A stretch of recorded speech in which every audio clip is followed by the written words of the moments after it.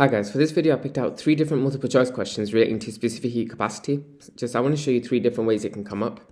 I'll also make a video about latent heat and latent specific heat capacity calculations where you have to use both equations in the same question. So it tells you a panel transfers energy at a rate of this much, so that's power. It tells you the liquid has a specific heat capacity of this value here. Now bear in mind the units here, we're definitely going to have to convert this into watts before using it in calculation and convert the kilojoules into joules. But we're just going to write down that we have power and specific capacity.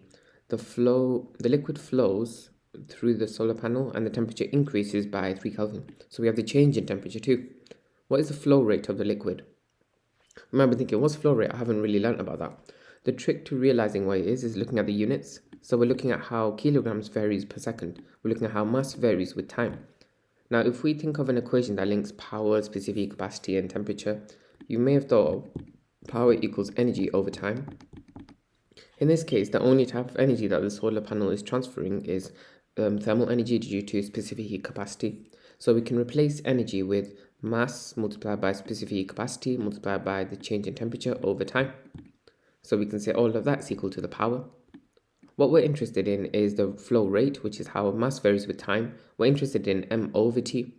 So we don't want specific capacity and temperature on the left-hand side. We want to remove it from the left-hand side. We want only m over t on the left-hand side. We can divide both sides by c and change in temperature. So power over specific capacity times change in temperature. You take the power, but you have to turn it into watts. So you can do that by multiplying by 1000 or 10 cubed. And you divide all of that by the specific heat capacity, which again you have to make it into joules. So you multiply by 1000 and multiply by change in temperature, which is 3 Kelvin.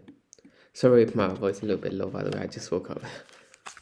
So we have, okay, yeah, that's just 0.1 kilograms per second. Perfect. Let's now move on to the next question. It says a continuous stream of water falls through a vertical distance of 100 meters. Okay, if it's falling through and it says assume no thermal energy is transferred to the surroundings and it tells you specific capacity, what's the temperature difference between the top and the bottom of the waterfall? So let's think about it. What energy is decreasing and what energy is increasing in this case? Well, if it's falling a vertical height, the GPE is what's decreasing. But what does that turn into? It turns into thermal energy for this question. So let's write thermal and then capital E. So what we can say is that the lost GPE, which is the mass of the water that falls, we don't know that, multiplied by acceleration due to gravity of the water that falls. We are assuming it accelerates due to gravity and that there's no resistive forces, multiplied by the height that it falls, so 100 is equal to, well, we're going to use the energy that's gained is the heat energy due to temperature, so mass times specific capacity times change in temperature. We don't know the mass again, but what you may have noticed is you can cancel it out from both sides, so that's completely fine.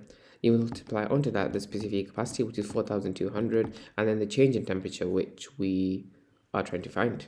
Okay, well, like I mentioned, we can cancel out mass from both sides, and then we can get this alone by dividing both sides by 4,200. So we can say 100g over 4,200 is equal to the change in temperature, which happens to be 0.23 Kelvin. I'm not some kind of math genius, by the way. I've done these questions before, which is why I know the answers. A student measures the power of a microwave oven. He places this mass of water at this temperature. Now, something that's very important is you always want to deal with temperature in Kelvin. However, here, because we're looking at the temperature difference in degrees is the same as it is in Kelvin. So you don't really need to convert it into Kelvin. But what we do have is time. We also have change in temperature. We have the specific capacity. And it's asking the rate at which thermal energy is gained by the water. So the rate of anything is how it varies with time. And we're looking at the rate of thermal energy, which is mass times specific capacity times change in temperature over time. Okay, so we know the mass, it's 200 grams, but you have to divide that by 1,000 to convert into kilograms. We know the value of C is just this value here. The temperature change, we know it's from 23 to 79 degrees, so it's just 79 take away 23 degrees. The time, you have to convert that into seconds, so it's given as 1 minute, so that's 60 seconds. And I don't quite remember the answer to this, so I'm just going to give it a quick go on my calculator. 0.2 times 4,200 multiplied by, in brackets, 79 take away 23, all divided by 6 gets you 7840, which, Oh, sorry, you're supposed to divide by 60. And that's why you get 784, which is option A. Sorry about that. Do be careful with your calculation.